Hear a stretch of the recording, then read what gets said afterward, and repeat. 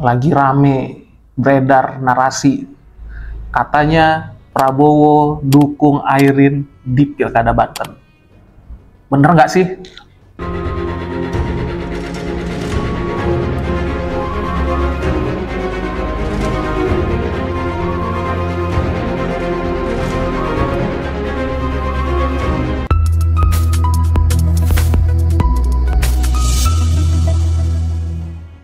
Nah, hari ini kita mau bahas nih adanya foto dan narasi yang beredar bahwa Pak Prabowo mendukung Airin di Pilkada Banten. Bener nggak sih? Ya, kita tahu lah. Ibu Airin itu kan ketua TKD waktu pemilu kemarin yang memperjuangkan Pak Prabowo di Pilpres 2024. Tapi apakah gara-gara semata itu juga Pak Prabowo mendukung Ibu Airin?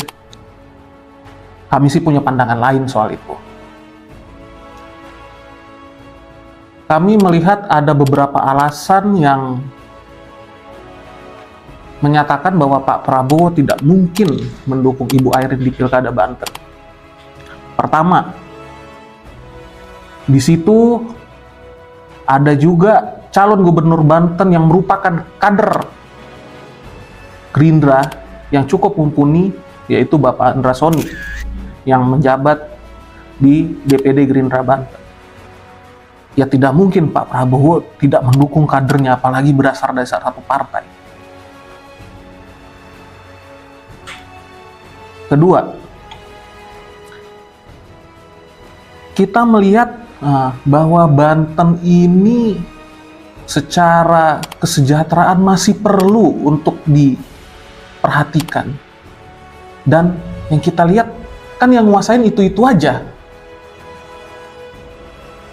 Pak Prabowo pasti punya pertimbangan kenapa mendukung Bang Andra Soni, karena perlu perubahan yang signifikan di Banten. Apalagi dengan track record Bang Andra yang dalam tanda kutip bukan siapa-siapa, tapi berani melawan arus. Dan Pak Prabowo sangat suka dengan orang yang berani melawan arus. Yang ketiga,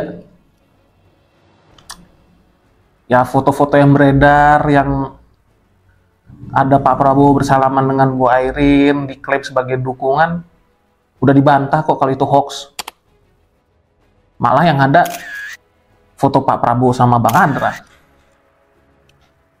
sebagai bentuk dukungan moral selaku ketua umum partai terhadap kadernya yang sedang bertarung. Nah, jadi bagaimana kita menyikapi ini ya?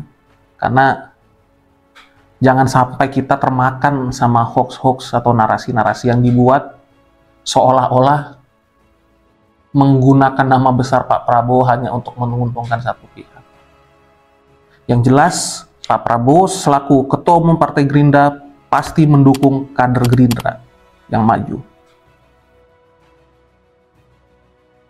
Tentu ada pun yang menjadi dengan hal-hal yang saya bahas ini akan mengundang banyak reaksi netizen, tapi kebenaran harus terus diungkap.